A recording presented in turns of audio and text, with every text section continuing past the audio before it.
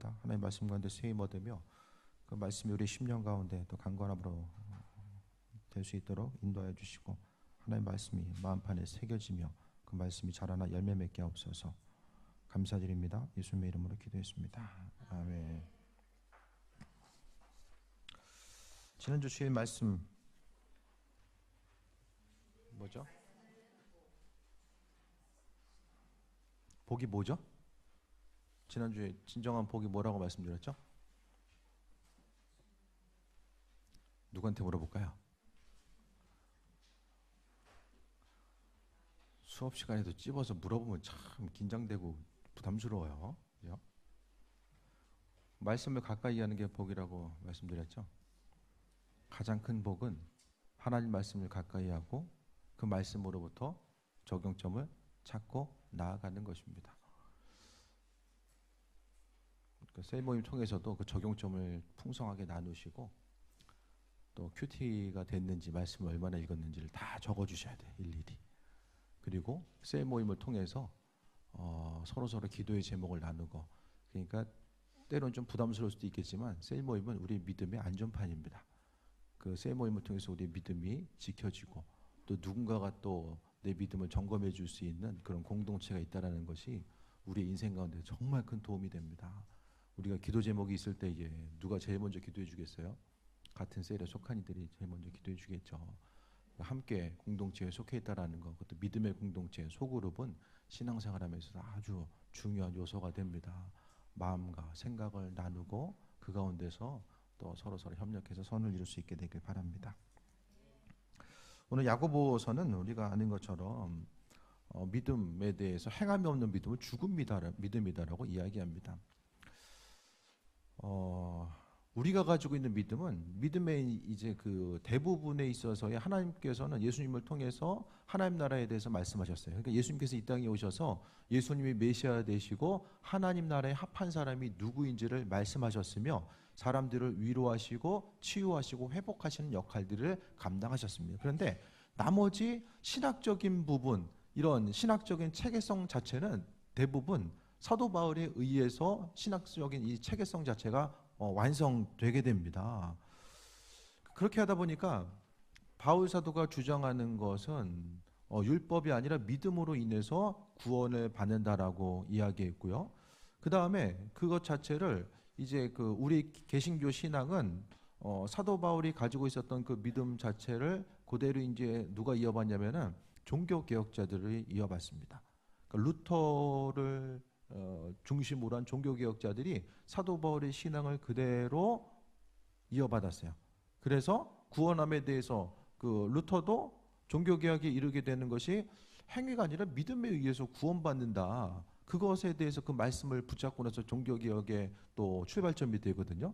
그러니까 너무 그 카톨릭이 행위 부분에 있어서 너무 지나치게 강조하다 보니까 믿음이 행함으로 받는 것이 아니라 구원이 행함이 아니라 믿음을 통해서 구원받는다라고 이야기합니다. 그리고 지금 우리가 가지고 있는 그 전통, 사도 바울과 큰 줄기만 말씀드리는 거예요. 바울 사도와 루터와 지금 우리에게 오게 되는 우리에게 가지고 있는 그 신앙생활 자체는 이런 줄기를 가지고 오는데, 문제가 뭐냐면 여러분 그 구원 어떻게 받습니까? 여러분 생각하기에 대부분 많은 사람들이 믿음에 대해서, 구원받음에 대해서 믿음으로 구원받는다고 생각을 해요. 그러면은 믿음으로 구원받는다라는 것에 대해서 오늘 본문은 19절 보면 내가 하나님은 한 분이신 줄을 믿느냐, 잘하는도다 귀신들도 믿고 떠느니라라고 이야기하잖아요. 하나님 한 분, 그리스도 예수께서 하나님의 아들 되심을 누구도 한대요? 귀신도 알아요. 그럼 귀신도 구원받아요? 아니까? 아는 게 뭐냐, 이걸 잘 생각해야 돼요. 그러니까 지금까지 한국 교회 가운데서 상당히 모순점이 뭐였냐면은 율법은 악하고 믿음은 선한 것이다, 이런 이법적인 개념이 상당히 강력하게 존재하게 됩니다. 그래서 믿음 받음에 있어서 내가 구원받으면 예수님께서 하나님의 아들 되심에 대해서 믿기 때문에 내가 구원받는다, 그것을 이야기하거든요. 근데 믿는다는 게 뭐냐, 이것을 분명히 아셔야 됩니다. 믿는다라는 것은 예수 그리스도에 대한 하나님의 아들 되심에 대해서, 또 그분이 나를 위해서 십자가에 돌아가시고 부활하셨다라는 사실, 그것을 통해서 믿는다. 근데 그게 믿는 거하고 그것을 믿어서 머리로 받아들이고 아는 거하고 이게 헷갈려요. 믿음이 있는지 없는지가 헷갈립니다. 그럼 믿는다라는 게 뭐냐?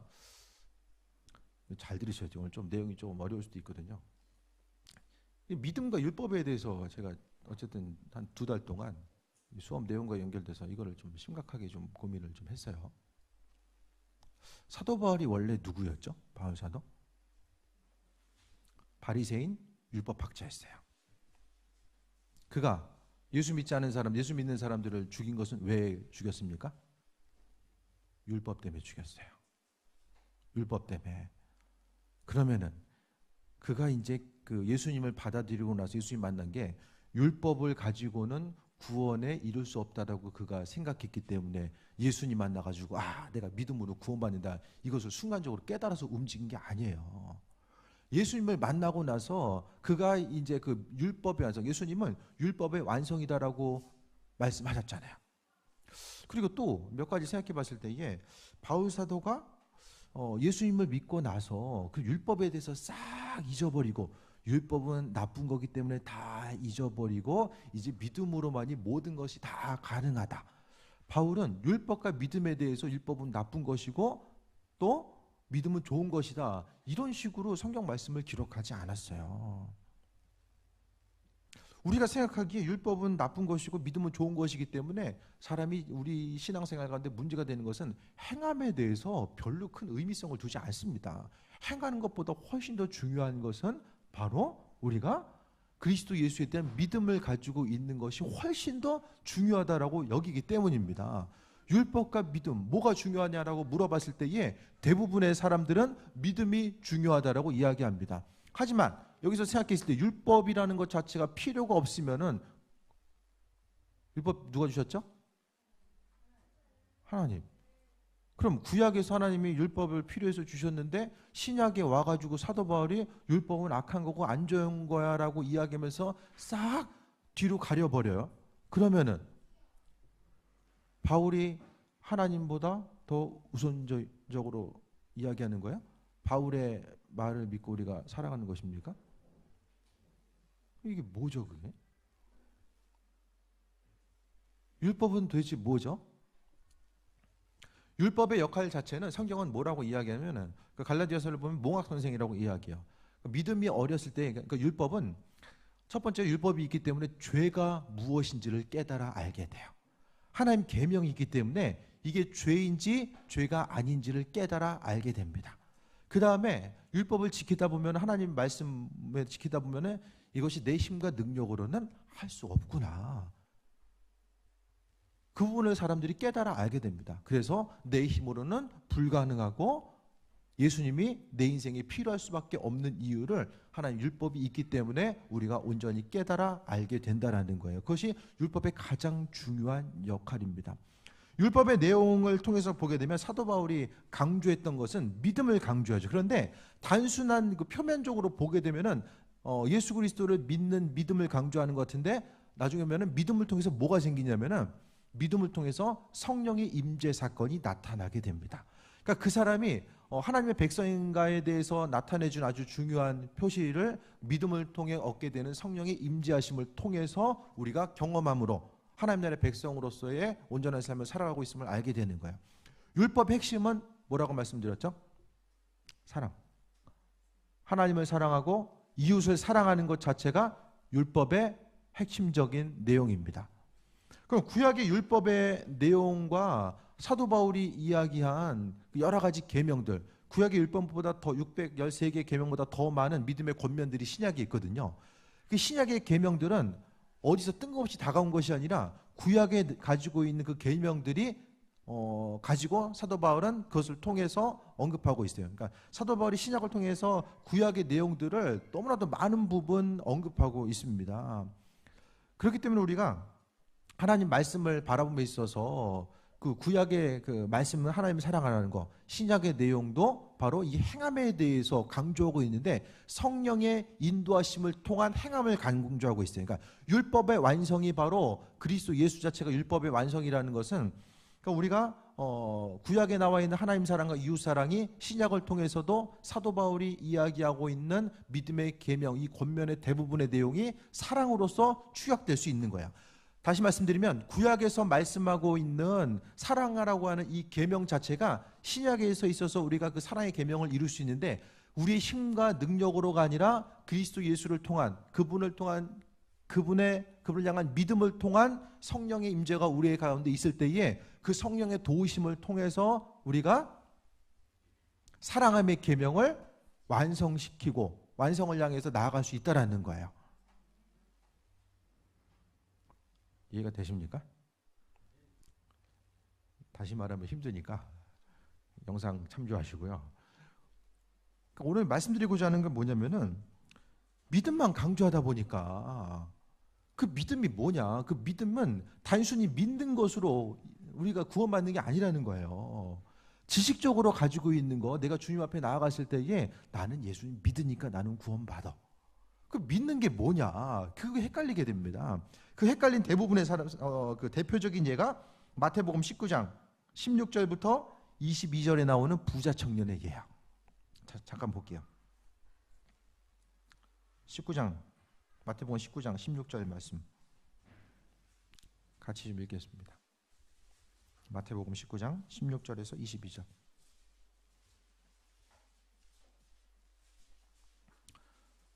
함께 읽겠습니다. 시작. 어떤 사람이 주께 와서 이르되 선생님이여 내가 무슨 선한 일을 하여야 영생을 얻으리이까? 예수께서 이르시되 어찌하여 선한 일을 내게 묻느냐? 선한 이는 오직 한 분이시라. 내가 생명에 들어가려면 계명을 지키라. 이르되 어느 계명이오니까? 예수께서 이르시되 살인하지 말라, 간음하지 말라, 도둑질하지 말라, 거짓 증언하지 말라, 내 부모를 공경하라, 내 이웃을 내 자신과 같이 사랑하라 하신 것이니라. 그 청년이 이르되 이 모든 것을 내가 지켰사온데 아직도 무엇이 부족하니이까? 예수께서 이르시되 내가 온전하고자 할진대 가서 내 소유를 팔아 가난한 자들에게 주라. 그리하면 하늘에서 보화가 내게 있으리라. 그리고 와서 나를 따르라 하시니 그 청년이 재물이 많음으로 이 말씀을 듣고 근심하며 가니라. 예수님이 열심히 잘 믿으면 구원받는다라고 했어요? 아니면 계명 지켜야지만이 구원받는다라고 했어요?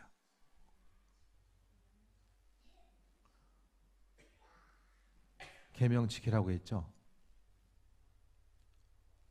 예수님이 믿음에 대해서, 믿음 있음에 대해서 칭찬하셨지만은 믿음이 곧 구원이다라는 그 부분에 대해서 강조하시기보다는 말씀대로 행하고 지키는 것, 구약의 계명들 말씀에 대해서 지키고 행함에 대해서 강조하셨어요. 그러면은 사도 바울이 한 건 뭐냐? 믿음을 강조하는 것은 바로 이와 같은 계명 자체, 내 이웃을 내 자신과 같이 사랑하라는 것 자체는 사람이 할 수가 없어요. 그리스도 예수를 믿음으로 인해서 그 믿음 가운데 성령님이 우리 안에 임하셨을 때에 그것을 통해서 우리가 그 사랑의 계명들을 감당할 수 있기 때문에, 그러니까 바울 사도가 행했던 것은 주님의 말씀에 대해 주석서죠. 주석서. 어떻게 우리가 하나님 말씀대로 지키고 행할 수 있는 것인가에 대해서 이야기한 거야. 이 부자 청년이 그대로 했는데 문제가 뭐냐면은, 행하긴 행했는데 실제적으로 주님께서 말씀하시는 거니까 스스로 생각하기에 내가 이 정도는 감당할 수 있겠구나. 그러니까 말씀의 본질적인 의미성 자체에 대해서 잊어버렸다라는 거예요. 예수님께서 내가 온전하고자 할진데 그것은 아직 온전하지 못하다라는 거죠. 왜 온전하지 못하면은 성령이 이끄심이 아니라 혼자 스스로의 방법으로 하려고 하다 보니까 내가 요 정도는 그 사회와 문화권 가운데 요 정도는 지킬 수 있어. 그런데 있는 소유를 다 팔아가지고 가난한 사람들에게 나눠주는 거는 자신 스스로가 결정해서 할 수 있는 일이 아니었다는 거야. 신앙생활함에 있어서 정말 주의를 위해서 헌신하고 또 생명 다해 충성 다하는 일꾼들의 특징은 내가 이렇게 해야 되겠다 해서 하는 사람들이 아니라 성령의 인도하심과 그 감동 따라서 믿음으로 순종하는 사람들이 그와 같은 일들을 행할 수 있게 된다는 것에 대해서 말씀드립니다. 예수님께서 말씀하셨을 때 지금 온전하지 못하고 오직 주님의 도우심을 통해서 그분의 말씀에 순종해야 되는데, 이 청년은 뭐 때문에? 재물이 많아서 근심했습니다. 한번 재물 좀 많아서 근심해 봤으면 좋을 텐데요. 그죠? 때로는 가지고 있는 소유가 하나님 앞에 나아감에 있어서의 방해 요소로 다가올 때도 있습니다. 결국 이 청년의 문제는 예수님을 믿음에 대해서 머리로 알았더라는 거예요.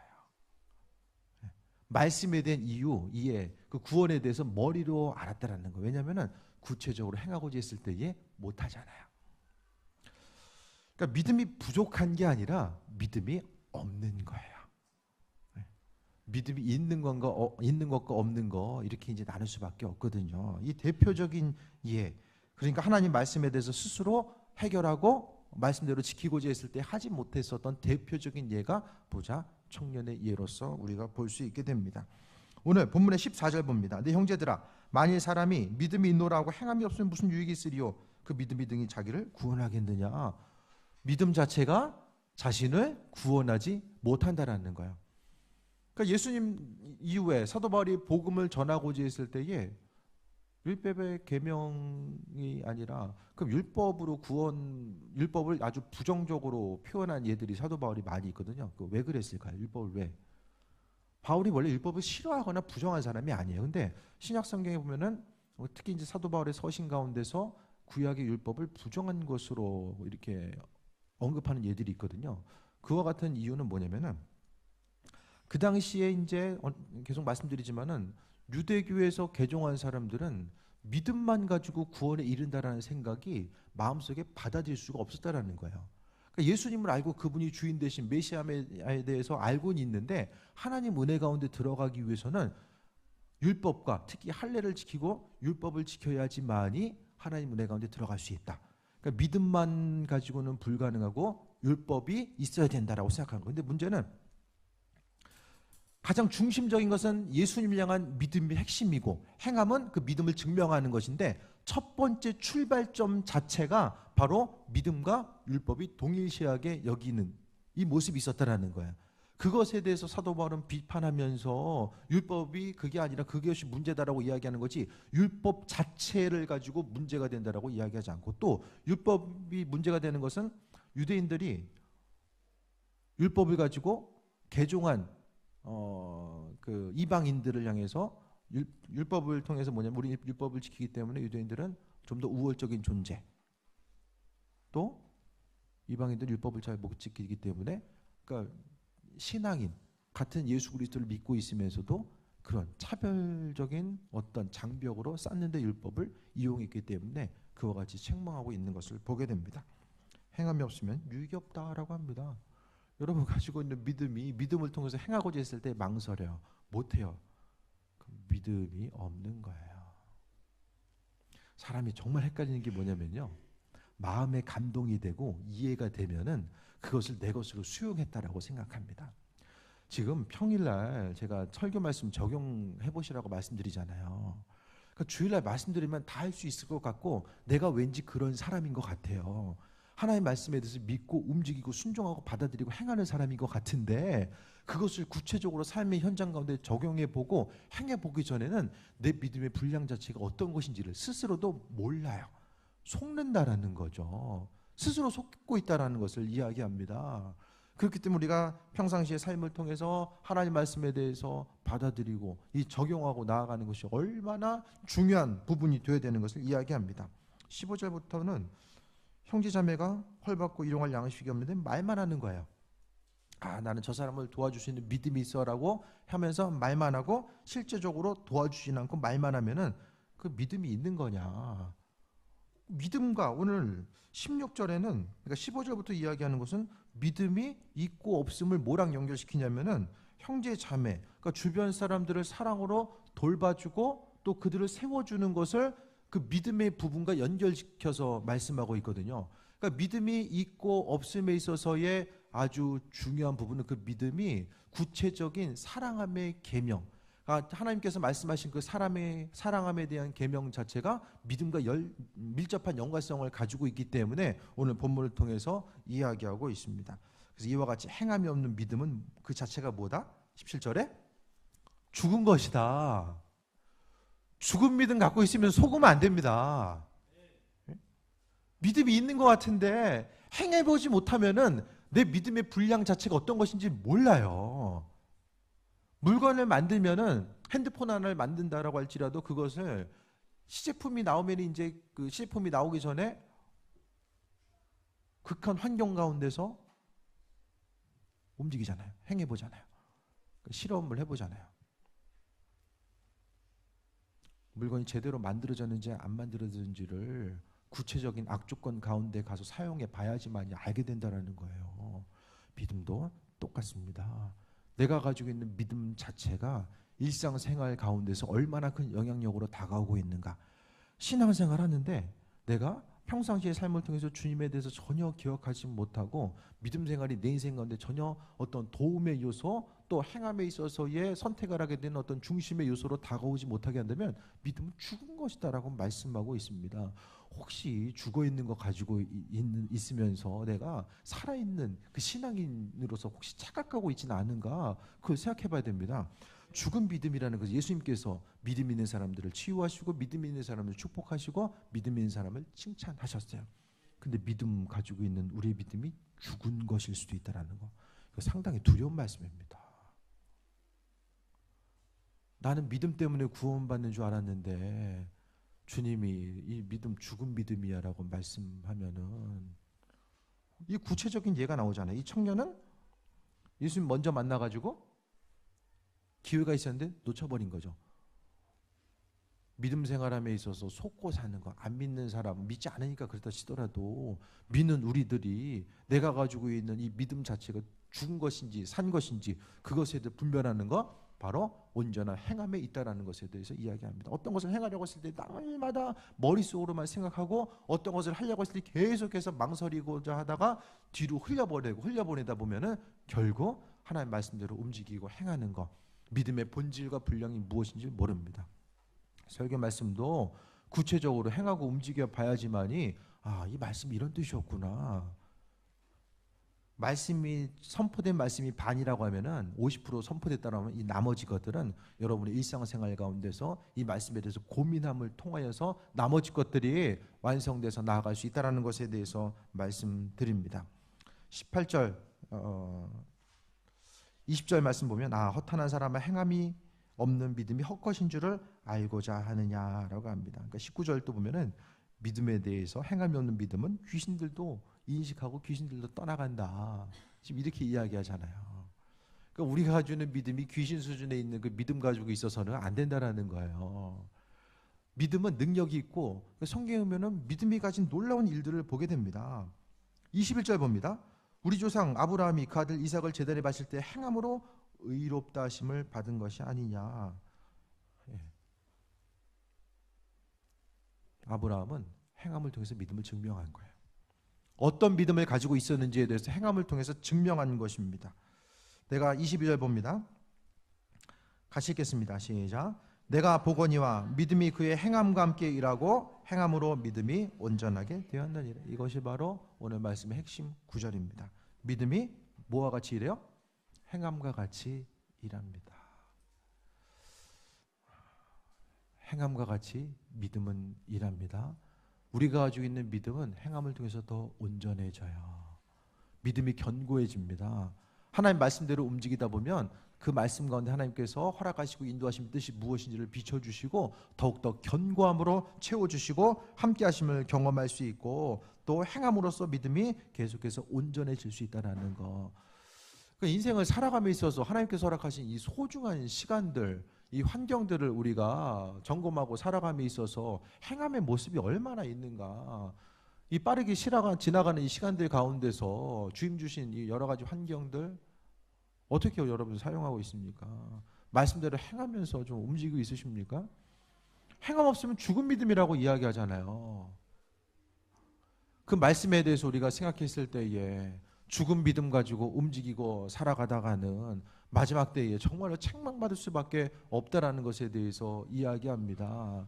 우리가 가지고 있는 믿음 자체를 생각해 봤을 때에 믿음이 얼마나 소중해요. 그런데 믿음이라는 것은 구체적으로 그 믿음을 통해서 뭐가 임하면 성령께서 우리 심령 가운데 믿음으로 임재하시게 됩니다. 그러면 구체적인 행함이라는 것은 그 성령의 도우심을 통해서 삶의 여정 가운데 구약에서 또 신약에서 말씀하고 있는 구체적으로 하나님의 사랑과 이웃 사랑에 대한 모습이 삶의 여정 가운데 표출돼 나와야지만이 그것이 바로 온전한 믿음이 있는 사람이다라고 이야기하는 거예요.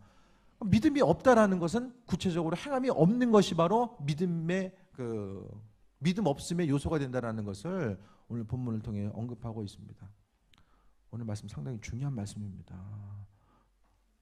신앙인들은 믿는 사람이다라고 이야기하잖아요. 신자들 믿는 사람. 그리스도 예수를 믿는다라는 것은 지식적으로 믿는 것이 아니라 그분이 주인 되심을 믿고 믿음을 통해 성령 임재하심 가운데 그분 기뻐하신 일들을 구체적인 삶의 여정 가운데 행하면서 살아가는 거예요. 그러니까 생각하는 거 조심하고 말하는 거 조심하고 행동하는 거 조심할 수밖에 없다라는 것을 다시 한번 전해드립니다. 23절에 이에 성경에 이른바 아브라함이 하나님을 믿으니 이것을 의로 여기셨다는 말씀이 이루어졌고 그는 하나님의 벗이라 칭함을 받았으니 24절에 이로보건대 사람이 행함으로 의롭다 하심을 받고 믿음으로만은 아니니라 라고 합니다. 행함으로 의롭다 하심을 받는다라고 이야기합니다. 왜냐? 행함은 믿음을 증명하는 아주 중요한 표지이기 때문입니다. 26절 같이 읽겠습니다. 시작. 영혼 없는 몸이 죽은 것 같이 행함이 없는 믿음은 죽은 것이니라. 산 믿음이 있고 죽은 믿음이 있대요.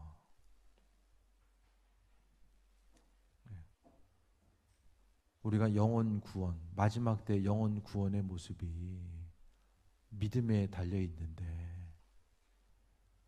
살아있는 믿음 가지고 하나님께 나아가야 되는데 죽은 믿음 붙들고서 난 어떻게 하더라도 믿음이 있으니까 부끄러운 구원이라도 받겠지, 이게 아니라 정말 우리가 신앙생활하면서 바로 믿고 우리의 삶의 여정 가운데 우리가 주를 위해서 수고하고 헌신하고 노력하고 힘쓰는 이 모든 것들이 다른 어떤 것이 아니라 성령의 도우심을 통해서 하나님의 말씀 적용하는 대로 살지 못하면 우리가 너무 먹고 사는 데에 거기 중심 두다 보면 하나님의 도우심이 무엇인지도 알지 못하고 육신의 평안함만 위해서 추구하고도 살다 보면 어차피 육신은 병들고 또 때가 되면은 한 줌의 죄로 사라질 수밖에 없는 이 안타까운 것이 바로 삶의 모습인데 행함이 없는 믿음 붙들고 있다가 결국 스스로 속는 거죠. 속는 것입니다. 행함이 없는 것은 죽은 믿음이다. 오늘 야고보 사도의 오늘 본문의 말씀 다시 한번 기억하시고 여러분의 삶의 순간순간 그 말씀 한 주간 말씀 적용하는 것을 생명으로 여기셔야 됩니다. 큐티 말씀 바라보고 적용하고 주일 또 평일날 이어지는 말씀 적용함을 생명으로 여기지 않으면은 죽은 믿음 가지고 있는 거예요. 죽은 믿음 가지고는 우리의 양심의 소리가 알죠. 주님 만날 때가 다가오면 다가올수록 주님 만남이 기쁨과 소망함이 아니라 부담감의 요소로 다가온다는 것이 바로 우리 양심의 소리입니다. 세상에서 신앙의 완성은 없어요. 우리는 다 부족합니다. 주님 앞에 갈 때까지는 다 부족한 존재예요. 하지만 하나님 우리를 완전해서 구원하신 것이 아니라 말씀대로 살아가고 힘쓰고 주님 사랑하기 때문에 성령의 도우심을 통해서 말씀대로 살아가고자 하는 그 마음 귀하게 여기시고 은혜로 우리를 구원하시고 함께 해주시는 거예요. 반대로 이 행함의 모습이 전혀 없고 오로지 그리스도 예수 주님께서 내 인생의 목적을 이루고 내가 가지고 있는 기도 제목만을 이루어주기 위해서 그분이 존재하는 것이다라고 한다면 우리가 성경에 나와 있는 신앙 전통으로부터 한참 벗어나 있는 것이고 그 벗어난 죽은 믿음을 통해서는 아무런 역사를 경험할 수 없다라는 것을 다시 한번 말씀드립니다. 다시 한번 전해드립니다. 살아있는 믿음과 죽은 믿음이 있다라고는 성경은 말씀하고 있습니다. 주신 말씀 잘 기억하시고 삶의 순간순간마다 말씀 적용하시고 하나님의 말씀 우리 10년 가운데 살아 역사해서 또 삶의 여정 가운데 60배, 100배 열매 맺는 그 열매 맺음을 통해서 하나님께 영광 돌리고 살아가는 것, 이 모든 행함은 다시 한번 말씀드립니다. 우리 스스로의 방법으로는 할 수 없습니다. 그리스도 예수를 믿는 자에게 하나님께서 성령 허락해 주시고 성령의 도우심을 통해서 신구약에 있는 모든 율법의 말씀의 내용을 우리가 하나님 말씀대로 순종하고 행할 수 있다라는 그 부분을 다시 한번 점검하며 하나님 말씀이 능력됨을 기억하는 또 귀한 삶이 되시길 축원드립니다. 기도하겠습니다. 우리 함께 기도합니다. 우리 통성으로 오늘 주신 말씀, 본문의 말씀 기억하면서 잠시 통성으로 기도합니다. 주님 사랑에 감사합니다. 아버지 하나님, 하나님 말씀이 우리의 삶을 통해서 이루어지게 하시며 우리가 하나님 말씀에 대해서 순종하고 또 믿음으로 반응함을 통해서 살아가게 하옵소서. 믿는다라는 것은 머리로 생각하고 마음속으로 인식한다라는 것이 아니라 구체적으로 행한다라는 것이 오늘 바로 믿음의 있음을, 또 믿음의 의미임을 바라보았습니다. 아버지 하나님, 은혜로 임하여 주시고 우리가 살아있는 믿음 소유하게 하여 주옵소서. 하나님 말씀이 우리 심령 가운데 있을 때 그 믿음이 자라나 열매 맺게 되길 원합니다. 아버지 하나님, 죽은 믿음 붙들고 속지 않게 하여 주시며 하나님 나라를 바라보고 나아가는 이 과정들 가운데서 인도하여 주시고 주님께서 진정으로 바라시고 원하시는 뜻이 무엇인지를 돌아보며 아버지 하나님 그 말씀대로 순종하는 그 믿음의 삶을 살아갈 수 있도록 주관하여 주옵소서. 모든 것이 하나님의 은혜입니다. 바로 믿게 하시고 또 바로 주님 바라보게 하셔서 세상을 살아가는 동안 믿음 없음으로 인해서 책망받지 않게 하여 주시며 온전한 행함이 없음으로 인해서 책망받지 않게 하여 주시고 우리의 삶의 모습이 하나님 말씀대로 적용하고 행함을 통하여서 하나님께 영광 돌리고 그리스도 향기를 세상에 전할 수 있는 그 온전함이 우리에게 있게 하여 주옵소서. 어디서 무엇을 하든지 간에 세임하라 하여 주시고 주관하여 주시며 한 주간의 삶이 더 복되길 원합니다. 그리스도에서 주님을 통해서 복된 삶을 누리길 원합니다. 아버지 하나님 이끄시고 인도하여 주시며 습관적으로 반복되는 신앙의 모습이 아니라 하나님 말씀대로 변화되어서 행하고 그 행함이 부담이 아니라 기쁨으로 주님 만나는 그 온전한 순간이 될 수 있도록 아버지 하나님 은혜로 임하여 주옵소서. 때를 따라 공급하신 주님의 사랑 앞에 세임 얻길 원합니다. 아버지 은혜로 임하시고 주관하여 주옵소서. 주님 감사드립니다. 영광 받으시옵소서.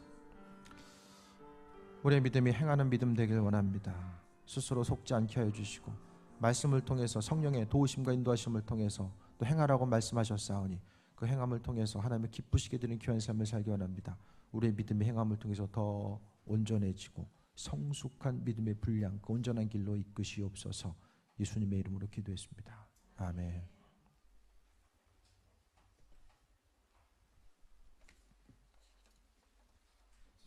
214장 찬양하며 예물 드립니다.